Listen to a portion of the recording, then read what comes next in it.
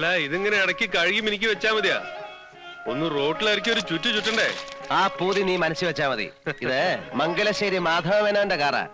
ഇത് കയറി പോവാനുള്ള യോഗ്യത നമുക്കില്ലാന്ന് കരുതിക്കോ. ലണ്ടനിൽ നിന്ന് കപ്പൽ കയറി വന്നവനല്ലേ യോഗ്യൻ.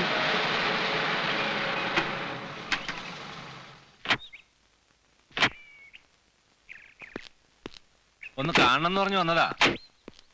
നീലിന് മനസ്സിലായില്ലേ? വീരാൻകുട്ടി നമ്മുടെ മസ്കറ്റിലുള്ള. എന്താ വിശേഷിച്ച്? ഞാൻ കഴിഞ്ഞ ആഴ്ച വന്നത്. ഓരോ തിരക്ക് കാരണം ഇതുവരെ ഇങ്ങോട്ട് ഇറങ്ങാൻ കഴിഞ്ഞില്ല. സിഗരറ്റ് ഇല്ല, ബീഡിയാ ഇഷ്ടം. അത് വല്ലപ്പോഴും. വന്ന കാര്യം പറഞ്ഞില്ലേ? അത് നിങ്ങൾ ആ മേലെടുത്ത പറമ്പ് എനിക്ക് തരണം. തനിക്ക് തരണം എന്ന് പറഞ്ഞാ മനസ്സിലായില്ല. അല്ല, കൊടുക്കുന്നെങ്കിൽ മറ്റാര് തരുന്നേക്കാൾ 1000 രൂപ കൂടുതൽ ഞാൻ തരാം. എടോ, മംഗലശ്ശേരി മുറ്റത്ത് കയറി വന്ന് വസ്തു വിൽക്കുന്നു എന്ന് ചോദിക്കാനുള്ള ധൈര്യം നിനക്ക്? നിന്റെ വാപ്പ അന്തർവാപ്പിള ഈ പടിപ്പുരക്ക് ഇപ്പുറം കാല് കുത്തിയിട്ടില്ല. പുഴക്കര പറമ്പിൽ നിന്ന് അയാളെ തേങ്ങ മോഷിച്ചപ്പം ദേ കാണുന്ന പുളിയമ്മാവിന്റെ വേല ഇവിടുത്തെ പണിക്കാരെ പിടിച്ചു കിട്ടിയിട്ട് തല്ലിയത്. നിനക്ക് ഓർമ്മയിലേക്ക് പോയി ചോദിക്കേ. ജീവനോടുണ്ടല്ലോ ഇപ്പോഴും. ഏതോ നാട്ടിൽ പോയി 4 പുത്തനുണ്ടാക്കിയതിന്റെ നെഹളിപ്പ് മംഗലശ്ശേരി നീലാണ്ടനോട് കാണിക്കാ. എടാ, നിന്നെ നിന്റെ വാപ്പയെ ഒരുമിച്ച് ചുടാനുള്ളത്ര പണം നീലാണ്ട ഈ കൈ കൂടെ പറത്തിയുണ്ട്. 1000 രൂപ കൂടുതലാരാന്ന്. എന്താണ് നിന്റെ സുഖം? ഞാൻ അപ്പളേ പറഞ്ഞത് അയാളോട് ഇത് ശരിയാവില്ല. അയാളോട് എന്തിനാ ചാടി കയറണത്? കഷ്ണവും മുറിയായിട്ട് വിൽക്കണത് കയറിട്ട് വന്നതാവും. വിൽക്കും, ഇനിയും വിൽക്കും. നീലിനെ തോന്നിയ എന്റെ അച്ഛന്റെ സ്വത്താ വിൽക്കുന്നത്. അത് വാങ്ങിക്കുന്നതിന് വേണം ഒരു യോഗ്യത. മനസ്സിലായോ? കോന്തം വാരിരെ.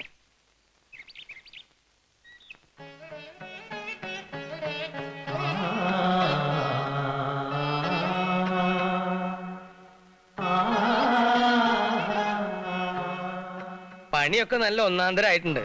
കാശ് ഇത്ര കൂടുതൽ പൊട്ടിയെങ്കിലും ഇതിന് മാത്രം കണക്ക് പറയരുത് വാരിരെ.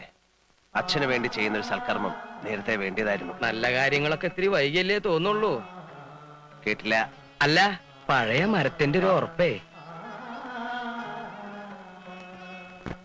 വേണ്ട, കേറി അശുദ്ധാക്കണ്ട. അതെന്താ പറയുന്നത്? ശ്രീകോവിലൊന്നല്ലോ. അതെ, ശ്രീകോവില് തന്നെയാ. കലയുടെ ശ്രീകോവില്. കള്ളഷാപ്പ് നിരങ്ങിയവർക്ക് അതൊന്നും മനസ്സിലാവില്ല. ഒരു നല്ല ദിവസം നോക്കി ഒരു വിശേഷ കലാപരിപാടിയോട് കൂടി അങ്ങ് തുടക്കം കുറിക്കാം. എന്താ അഭിപ്രായം? കേശാസിനെ കൊണ്ടുവന്നാലോ? അങ്ങോട്ട് ചെല്ല്. നടക്കണ കാര്യം വല്ലുണ്ടെങ്കിൽ പറയടോ. അല്ലെങ്കിൽ ഈ ഡാൻസ് ആയാലോ? മനസ്സിലിപ്പോ പിടികിട്ടി. ഇയാളുടെ ഒരു ചുറ്റുകളി പാർട്ടി ഉണ്ടല്ലോ, ആ പല്ല് പൊങ്ങിയ ഒരു ജന്തു. സരസമ്മ. സരസമ്മ ടീച്ചർ. അതിനെ വിളിക്കാതെ. ഞാൻ അങ്ങനെ പറഞ്ഞതല്ല. ഉരുളണ്ട. എടോ, ഈ ഡാൻസ് എന്ന് പറയുമ്പോ ഈ അസത്ത് പെണ്ണുങ്ങളുടെ ചന്തി ഇളക്കിയിട്ടുള്ള കളിയല്ല. നല്ല ക്ലാസിക്കൽ നൃത്തം. അതിനിപ്പോ എവിടെയും പോണ്ട. വലിയ പഠിപ്പൊക്കെ കഴിഞ്ഞു വന്നിട്ടുള്ള ഒരു കുട്ടി ഈ നാട്ടിൽ തന്നെയുണ്ട്. വാര്യര് പറയണത് നമ്മുടെ മാമ്പറ്റ അപ്പുമാഷ്ട മോളുടെ കാര്യ? ഉവ്വ്. ഞാൻ ഇന്നലെ ശിവന്റെ അമ്പലത്തിൽ ഒരു നോട്ടം കണ്ടു. നല്ല അസല് മുഖശ്രീ ഉള്ള കുട്ടി. നീല, അത് അങ്ങോട്ട് ഉറപ്പിക്ക്. നടരാജമൂർത്തിക്ക് സന്തോഷാവാൻ. ശരി, ആരാച്ചാ അവരെ പോയി കണ്ട് സംസാരിക്കേ. ഇവിടെയെങ്കിലും വഴി ചോദിക്കാൻ ഒരാളെയും കാണുന്നില്ലല്ലോ. അതിന് മുൻകൂട്ടി ആരെയും ഏർപ്പാട് ചെയ്തിട്ടൊന്നുമില്ലല്ലോ. നമുക്ക് കുറച്ചുകൂടെ പോയി നോക്കാം. അതെന്താ അത്? ഒരാളാ മൂത്രമൊഴിക്കാന്നാ തോന്നുന്നേ. മലർന്നു കിടന്നിട്ടോ? കഷ്ടം. പിടിച്ചെണീപ്പിച്ച് ചോദിച്ചാലോ? വാ.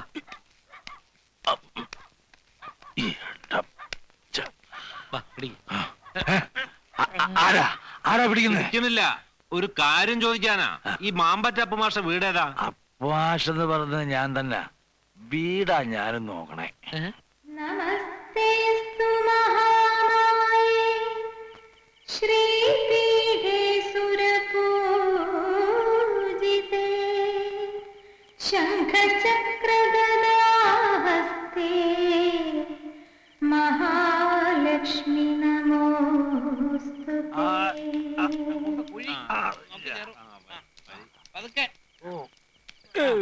കാലെടുത്ത്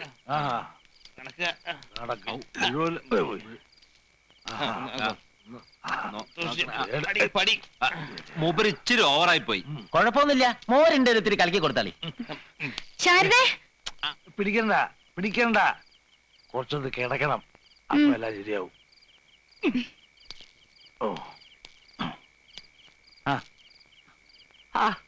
ഞാൻ എന്റെ കുട്ടിക്ക് ഇത്തിരി എള്ളുണ്ട വാങ്ങിയിരുന്നു. ആ പൊതി എവിടെ പോയി? എന്റെ മോക്കേ ഭാനുവിന് അവക്ക് എള്ളുണ്ടാന്ന് പറഞ്ഞാൽ എന്ത് കൊതിയാന്നറിയോ? ഞങ്ങളെ മനസ്സിലായിട്ടുണ്ടാവില്ലല്ലേ? മംഗലശ്ശേരി എന്നാ നീലനൊരു കാര്യം പറഞ്ഞു അയച്ചിട്ടുണ്ടായിരുന്നേ. ആശാനുമായിട്ടൊന്ന് ആലോചിക്കാന്ന് കരുതി വന്നതാ. അതിപ്പോ കണ്ടീഷൻ മോശമായല്ലോ. നിങ്ങൾ ഒരു പരിപാടി ബുക്ക് ചെയ്യാനാ 7 ലക്കര അമ്പലത്തിലെ. നിങ്ങൾ കാര്യവരോട് പറഞ്ഞു കൊടുക്കൂർപ്പേ. കുട്ടി എഴുന്നേൽക്കൂ. എഴുന്നേൽക്കാൻ. എന്നിട്ട് 3 പേരും പടി ഇറങ്ങി. അതെ, കുട്ടി സൂക്ഷിച്ച് സംസാരിക്കൂ കേട്ടോ. എന്റെ നിയന്ത്രണം തെറ്റിയാല് പിന്നെ ചൂലെടുത്തായിരിക്കും ബാക്കി പറച്ചില്. മംഗലശ്ശേരി നീലകണ്ഠൻ പറഞ്ഞയച്ചവരോട് മര്യാദ വിട്ട് സംസാരിക്കരുത്.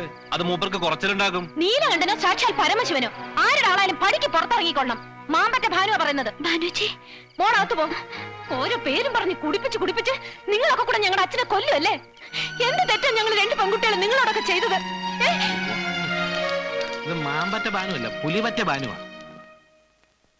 ഞാൻ അയച്ചാന്ന് പറഞ്ഞില്ലേ? ഉവ്വ പറഞ്ഞു. അപ്പൊ മുറ്റത്തേക്ക് ഒരു തുപ്പ ചില അലവലാതി പെണ്ണുങ്ങളുടെ കൂട്ട്. ആ തന്ത കുടിച്ച് മലക്കം പറഞ്ഞതിന് അതിന് ഞങ്ങൾക്കാ ചീത്ത. അതിനിപ്പോ എന്തിനാ ഇത് വലിച്ചു കയറിനാവോ? ഒന്ന് ചുമ്മാരിടോ. അപ്പു മാഷ് ഇയാളെ സ്കൂളിലെയാ? സ്കൂൾ മാഷൊന്നും അല്ല, കുട്ടികളെ എഴുത്തിനിരുത്തും, അതുകൊണ്ട് വിളിക്കുന്നതാ. പണ്ട് കുറച്ചു കാലം കലാമണ്ഡലത്തിലെ വേഷക്കാരനായിരുന്നു. അയാളെ ഒന്ന് കാണണമല്ലോടോ ഭരത.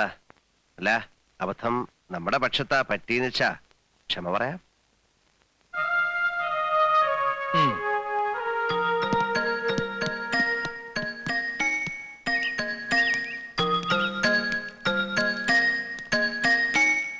നമസ്കാരം. ആ, മാമ്പറ്റ അപ്പു മാഷ് അല്ലേ? ഉവ്വ്.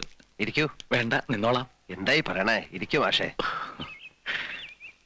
7 ലക്കര അമ്പലത്തിലെ പാട്ടുപുര ഞാൻ പുതുക്കി പണിതു.